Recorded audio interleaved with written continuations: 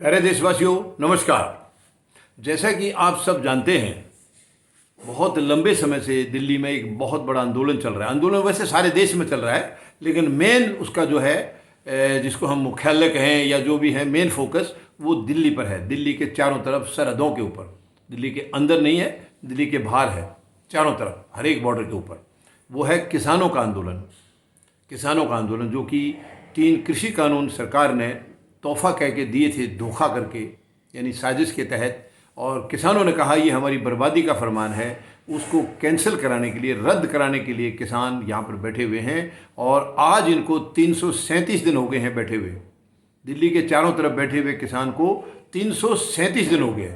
आंदोलन ये पूरे देश भर में चल रहा है, देश भर में चल रहा है, लेकिन मैक्सिमम स्ट्रेंथ वो जो है वो दिल्ली के चारों तरफ है। और सरकार का निकम्मापन आज भी जारी है, यूं का यूं जारी है। जिस दिन से किसान आगे बैठे हैं, तब से आज तक सरकार के रवैये में कोई फर्क नहीं आया, कोई तब्दीली नहीं आई है। हाँ, 22 जनवरी तक किसानों ने सरकार के साथ जो मौका मिला था बातचीत का, 11 मीटिंग्स हो चुकी थी, लेकिन गैर जिम्मेदार सरकार ने कोई डिसीजन नहीं लिया।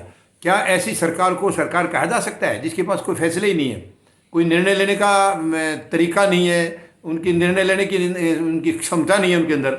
तो क्या ऐसी सरकार के ऊपर भरोसा किया जा सकता है? या क्या ऐसी सरकार को एक दिन भी रहने का, सत्ता में रहने का कोई अधिकार है? मौलिक अधिकार ये सरकार खो चुकी है। मौलिक अधिकार इनका बिल्कुल नहीं है एक दिन भी सत्ता में बने रहने का, क्योंकि केवल किसानों की इशू नहीं है। देश में आज कोई इशू नहीं है ऐसी जो जिसका समाधान इन्होंने किया हो, या कोई नई चीज़ इन्होंने करके दी हो, या किसी गरीब के लिए, मजदूर के लिए, जवान के लिए, किसान के लिए कोई भी चीज़ इन्होंने कोई हितकारी काम किया हो, ऐसा एक भी गिनती में नहीं है, एक भी नहीं है इनके खाते में जिसको लिखा जा सके। तो क्या ऐसी सरकार को रहना चाहिए? तो मैं पहले भी कई बार निवेदन कर चुका हूँ माननीय सर्वोच्च न्यायालय से, मैं फिर निवेदन करूँगा, ऐसी सरकार को बिल्कुल एक दिन भी ना रखा जाए, सत्ता में ना रहने दिया जाए, और इनको तुरंत उखाड़ के फेंका जाए। क्योंकि ऐसी सरकार केवल नुकसान करती है, देश का भी, देशवासियों का भी। सबकी मानसिकता को इन्होंने बर्बाद कर दिया है। लोगों के अंदर इतनी टेंशन है, आज गरीब को 2 वक्त की रोटी नसीब नहीं हो रही, इतनी महंगाई कर दी इन्होंने, हालत ख़राब कर रखी है। आज इन्होंने पूरे देश की हालत ख़राब कर रखी है। कमज़ोर वर्ग की तो हालत इतनी ख़राब कर दी है कि उनको तो 2 दिन में या 3 दिन में कभी एक बार रोटी मिल जाती, वो भी उनके लिए बहुत बड़ी बात है।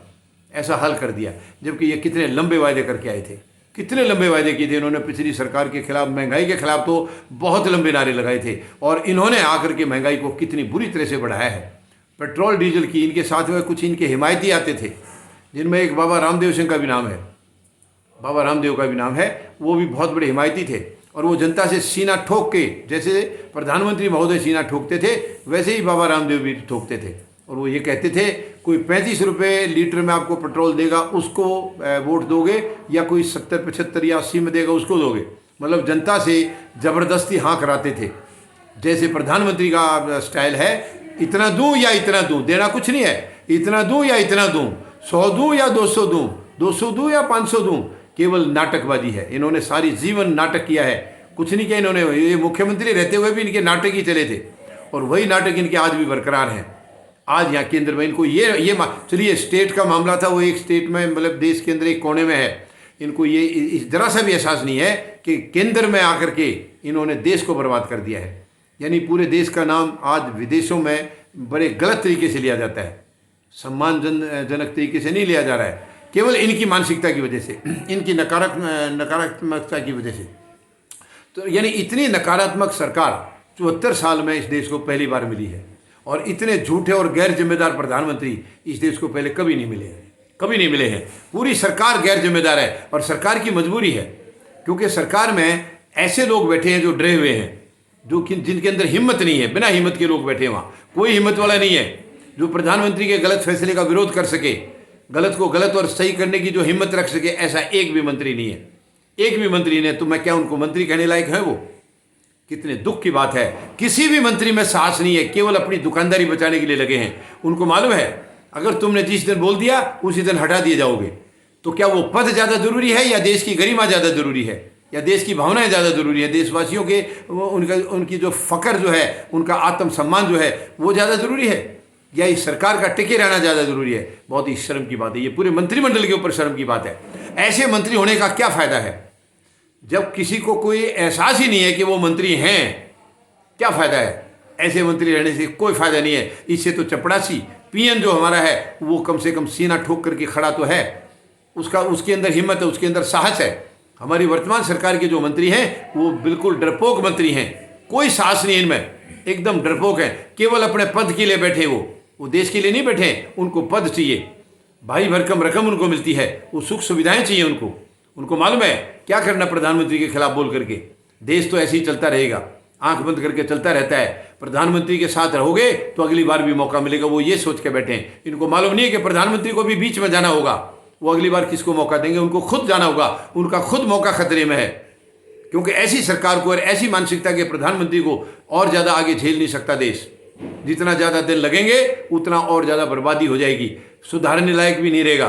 क्योंकि कोई चीज़ जब तक रिपेयर के लायक है तब तक उसको यूज किया जा सकता है, जब वो रिपेयर के लायक नहीं रहेगी तो उसको तो ख़त्म है, उसको तो नई पैदा करनी पड़ेगी, नई खरीदनी पड़ेगी वो चीज़। तो ये संभव नहीं है कि अब देश इसको और झेलेगा। अब इनको जाना होगा, हर हालत में जाना होगा, किसी भी हालत में जाना होगा। और जिसने किसान को दर्द दे दिया है वो ऐसा कोई वर्ग नहीं है जिसको वो आराम देगा या खुशी देगा, वो सबको दर्द देगा।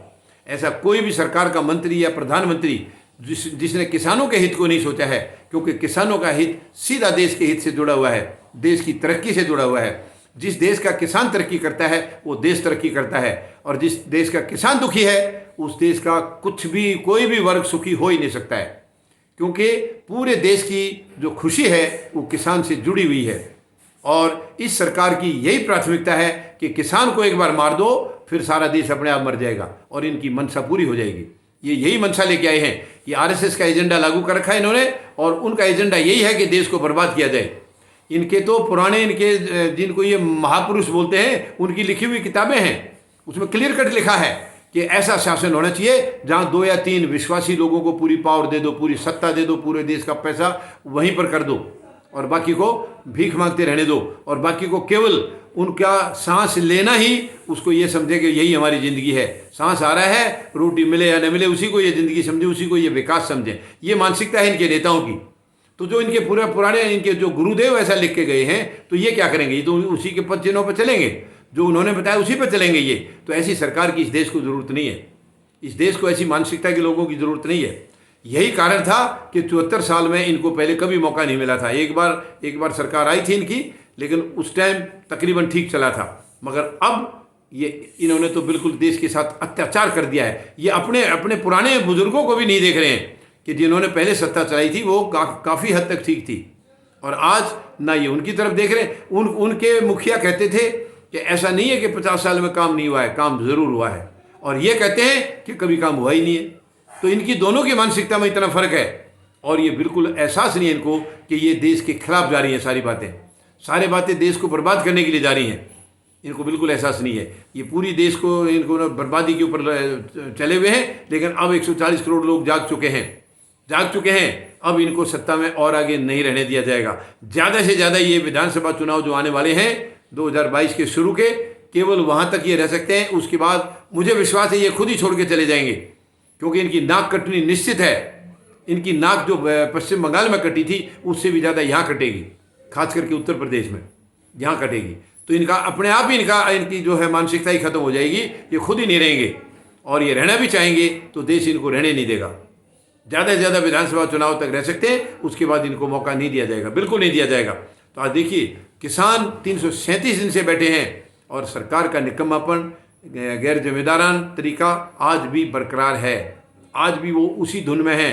केवल इनको, इस सरकार को जब से सत्ता में आई है, केवल एक ही चीज़ की फिक्र है, चुनाव कब हों, कब होने हैं। बस चुनाव में पूरी जान लगा देते हैं, ये पूरी ताकत झोंक देते हैं। इसके अलावा इनको कुछ नहीं चाहिए। बिना चुनाव के ये देश में रह ही नहीं सकते हैं। इनके पास जब तक चुनाव नहीं है तब तक इनकी जो सांसें रुक जाती हैं। चुनाव आ गया तो इनकी सांसें दोबारा चलनी शुरू हो जाती हैं, क्योंकि इनको धांधली करने का, जो असली कमाई करने का यही मौका है, और ये इसी में लगे हुए हैं। लेकिन अब इनकी कहानी ख़त्म हो चुकी है। इनका गेम यहीं तक था, आगे इनका गेम नहीं चलेगा, आगे इनका नहीं चलेगा। और इनको हर हालत में एक किसान इनको बेदखल करके छोड़ेंगे। किसान ठान चुके हैं कि हमारे कृषि बिल अब प्रायोरिटी पर नहीं है, प्रायोरिटी पर सरकार को भगाना है। क्योंकि कृषि बिल अब नहीं हुए तो दूसरी सरकार आएगी, इसको भगाने के बाद तुरंत दूसरा चुनाव होगा और वो सरकार आकर के इनको रद्द कर देगी, बिलों को रद्द कर देगी। तो फिलहाल सरकार क्योंकि ज़्यादा खतरे की है, ये ज़्यादा जो है ना इन्होंने दीमक लगा दिया पूरे देश में, तो सरकार का भगाना प्राथमिकता पे है, प्राथमिकता पे है किसानों की पे भी और पूरे देशवासियों के पे भी। तो मैं यकीन दिला सकता हूँ आपको कि 2022 के जो विधानसभा चुनाव है इसके बाद ये सरकार नहीं रहेगी, इसको जाना होगा। खुद चली जाए तो अच्छा है, वरना ये देश इनको बाहर करके छोड़ेगा, निकाल के छोड़ेगा, बेदखल करके छोड़ेगा। धन्यवाद।